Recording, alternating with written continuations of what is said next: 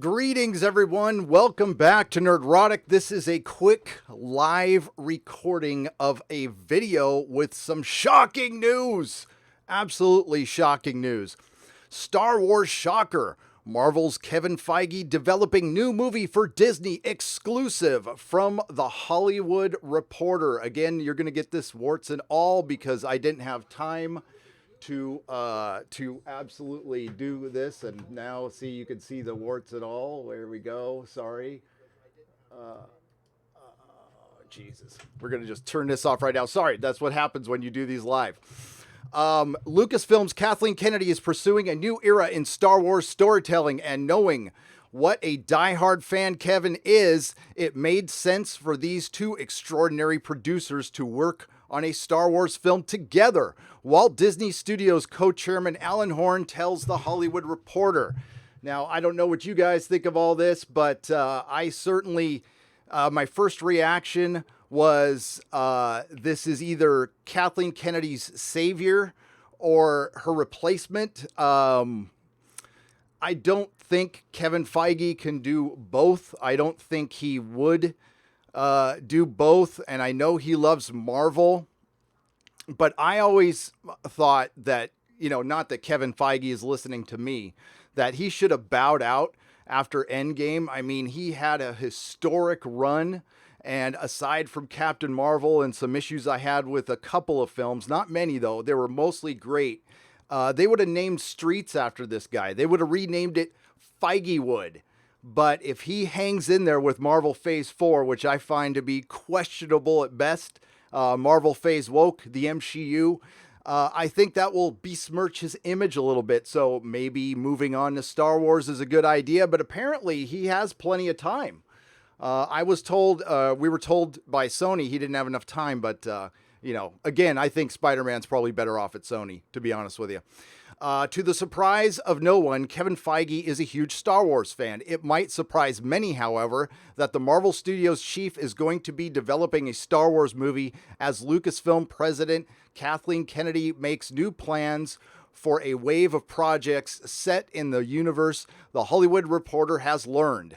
Feige had discussed a foray into the Star Wars universe in a late summer meeting with Kennedy and studio co-chairman Alan Horn and Alan Bergman, sources say. In response to a query from The Hollywood Reporter, Walt Disney Studios co-chairman and chief creative officer Horn said, "We are excited about the projects Kathy and the Lucasfilm team are working on, not only in terms of Star Wars, but also Indiana Jones and reaching into other parts of the company, including Children of Blood and Bone and Emma Watts and Fox. With the close of the Skywalker saga, Kathy is pursuing a new era in Star Wars storytelling, and knowing what a diehard fan Kevin is, it made sense for these two extraordinary producers to work on a Star Wars film together."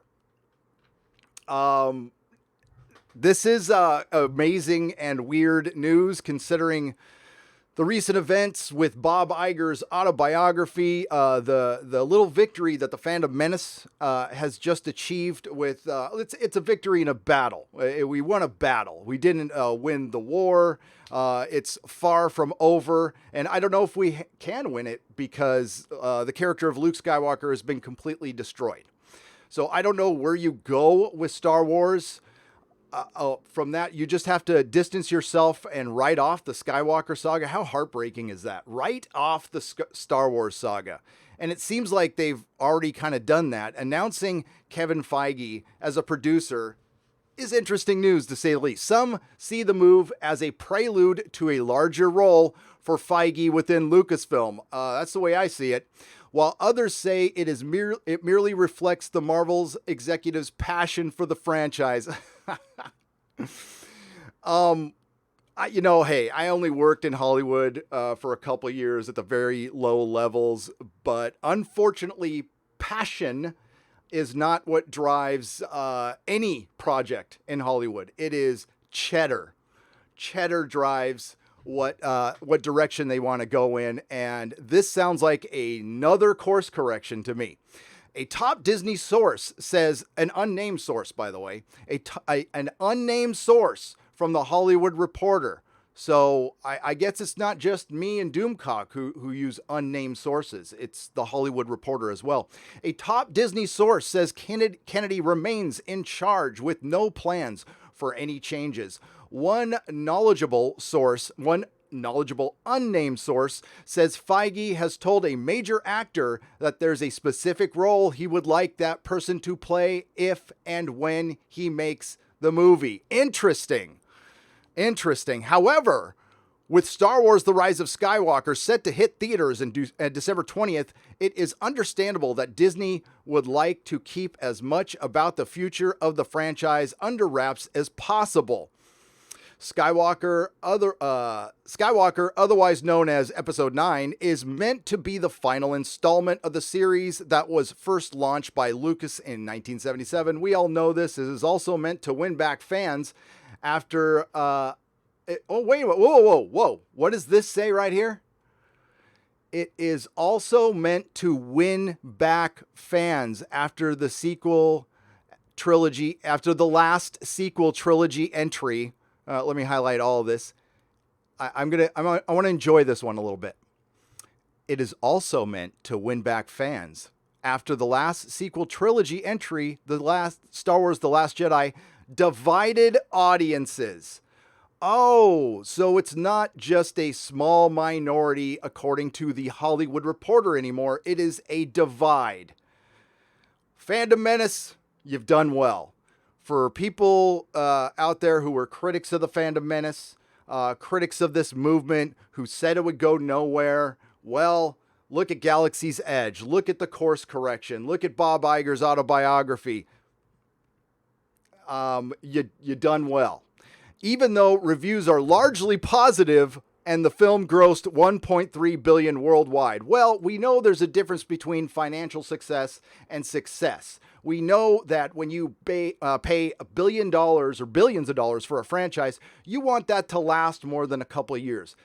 There's a thing called legacy, and I spoke about it in my last video. Fan investment. If you want those fans to continue investing into your franchise, you better treat them with respect, and you better treat the mythos with respect. But Disney, this might be too little, too late. I don't care if you resurrect Gary Kurtz and you bring back, Lawrence Kasdan in his prime and George Lucas in his prime. Unless you put the soy milk back into the booby, I don't think there's a lot you can do. Under Feige's leadership, Marvel has had an extraordinary run of hits until Captain Marvel, including 4 of the top 10 movies ever released. This summer, Avengers Endgame grossed $2.9 billion and surpassed Avatar, becoming the top grosser of all time, not adjusted for inflation. Now that's important because Gone with the Wind is the highest grossing film of all time, and you have to adjust for inflation. Gone with the Wind tickets were like 25 cents. Feige has a packed slate of Marvel movies and TV in the works. He's also working on the TV. That is important to know. And he is expected to take a big role in developing the Marvel heroes like the X-Men that Disney got in the Fox acquisition. Kennedy has been president of Lucasfilm since 2012. She has gone through. Well, she has one of the very few women in the top executive jobs at Disney, but she was picked for the job by Lucas before he sold his company. You know what that sounds like? Let me finish this sentence. But she was picked for the job by Lucas before he sold his company for $4 billion that year in September 2018. She renewed her contract for 3 years. So they're essentially saying she's an outsider. So far, the 4 Star Wars films produced for Disney have grossed almost $4.5 billion. But while Feige has presided over a mostly seamless rollout of one Marvel hit after another, reinvigorating the Star Wars franchise has not been a smooth process. Gareth Edwards was effectively sidelined as the helmer of the troubled 2016 film Rogue One, with Tony Gilroy shooting the third act. The film went on to become a hit, generating strong reviews and a $1.1 billion worldwide. In June 2017, Kevin Feige fired Phil Lord and Chris Miller during the production of the prequel film Solo amid concerns about their improvisational style. I can't talk. Ron Howard stepped in to finish the film, which grossed 392.9 million domestic and became the or is that worldwide? Ooh, that's bad. And became the first Star Wars film to lose money. In September 2017, Jurassic World filmmaker Colin Trevorrow was dropped as director of Star Wars Rise of Skywalker and replaced by J.J. Abrams, who successfully relaunched the franchise in 2015 and laid it with a foundation of sand that led us to what we have right now. Disney chairman Bob Iger conceded in the recent New York Times interview that the studio had made mistakes. I just think we might have put a little too much in the marketplace too fast. No, you filled it full of agenda. You separated the big three characters. How many times do we got to say this out loud? You got the Beatles back together, and then you had them make solo albums, and they all sucked. One potential trouble sign for Lucasfilm and Disney is the allegedly disappointing attendance at new Star Wars attraction in Anaheim and Orlando. During a recent earnings call, Iger said interest in Star Wars Galaxy Edge was still high, and long-term, we have no concerns whatsoever about them. Oh, okay. Is that why you fired that lady? On Wednesday, Disney unveiled a new leadership structure for the Disneyland Resort and Walt Disney Resort parks in Anaheim and Orlando. And if you go to Clownfish TV, they've been all over this. They have reduced prices. They've the workers can go. They're not blacking out any passes. I mean, I don't know much about the park stuff, but they've made a lot of changes. But they're not worried. Disney has been criticized for its lack of women at top roles at the company. Well, I don't think that's the issue here. I think we need the best people for the job. If they're women, brilliant. If you need to hire another woman, just make sure that is the best person for the job. If it's the best person for the job, awesome. But I don't think having different junk in different places makes a good Star Wars movie. I think nothing behind that makes a good Star Wars movie. You got to have the talent, you got to have the passion for the franchise, the talent, and to be able to navigate the shark-infested waters of Hollywood and especially Disney betrayal culture. So any move to displace Kennedy may create perception problems. Oh, they acknowledged it. They absolutely, oh my God, this has been the craziest 3 days. I want to highlight that. So last night I was on a live stream with Jeremy and Uche and Tom from Midnight's Edge and Anna and Mahler, and we went over an interview with Kathleen Kennedy on Fortune, and we basically found out that she was a diversity hire. She got the job based on a program to hire. It was a camera operator job at a local news station in San Diego. And she was an affirmative action hire, essentially, as a camera operator on a news station. So any move to displace Kennedy may create perception problems. They're actually saying this stuff out loud. Oh my God, this is, man, it's like Christmas. In this Times interview, Iger acknowledged that women and people of color were not well represented, but said, I'll change that before I leave. He'll probably change out everybody and then leave. You know what, Iger? Change them now. Do it right now while you're still in charge. I dare you. I want to see you do it. But I bet you he does it when he's walking out the door. While Disney and Lucasfilm have scaled back, as long as they're the best people for the job, by the way. But we know that might not be the case. While Disney and Lucasfilm have scaled back development of Star Wars movies in part due to the poor performance of Solo, it is still working on future movies. But The Last Jedi helmer Rian Johnson and Game of Thrones showrunners D.B. Weiss and David Benioff, who won the very first FU Emmy of all time, because I am convinced that's the only reason Game of Thrones won an Emmy, are working on feature projects set in the Star Wars universe. And with Disney ramping up its streaming service D+, Lucasfilm will be an important piece of that puzzle. Jon Favreau's live-action space western The Mandalorian is set to premiere November 12th. I will be covering every episode live because it will be released weekly. So look for me to go live 10 minutes after each episode airs right here on Nerdrotic, and a Rogue One prequel series in the works, as is a Ewan, oh god, man. See, this is what happens when you wake up from a nap and do a video. Ewan McGregor led Obi-Wan Kenobi series. Let's get to the chat real quick. Oh my god, I was not expecting super chats here, everybody. Welcome again. This is basically a video that I'm recording, so I will get to the super chats in just a second. All right.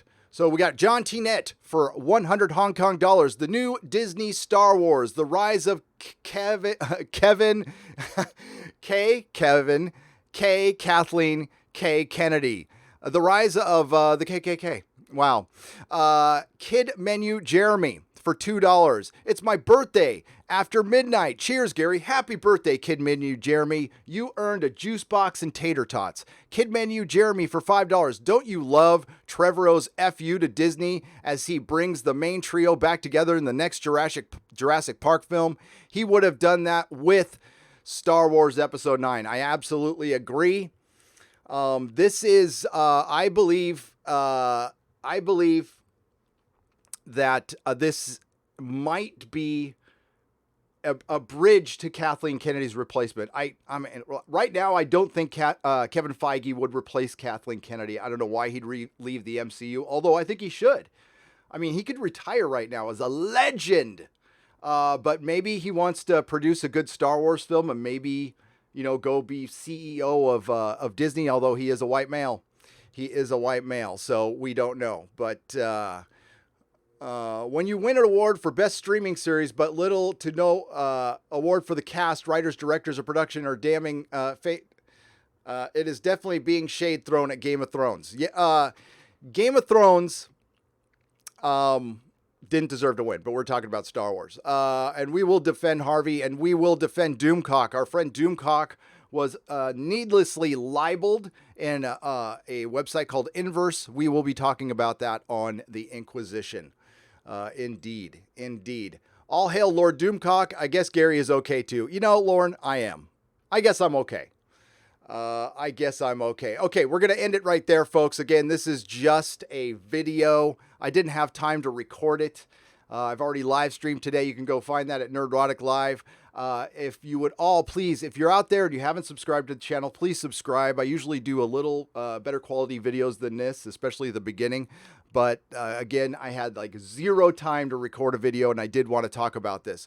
2 more super chats have rolled in. Basil for Canadian $2. Appears they are going full woke and going full broke. It does. We are seeing consequences. We are seeing the tide turn. The Fandom Menace is victorious. G'day, Gaza, Australian Gary. This is a soft exit for KK to save her the embarrassment. Just no Brie Larson Jedi Master, please. No, just no. You know, and yeah, and you never know. Maybe that's why Kevin Feige is leaving. Maybe his girl Brie isn't really working out at all. We don't really know. Again, those are rumors reported by my friend Doomcock, but I am willing to consider the possibility. Eli McGinnis, thank you for the $1.99. Working hard for the people. And you know what? This isn't work. I love you guys. I love everybody out there. Again, please like, share, and subscribe this video. Apologies for the beginning. I had double audio going. And everybody have a great day. Go to nerdrotic.com, and I will see you in the next video. See ya.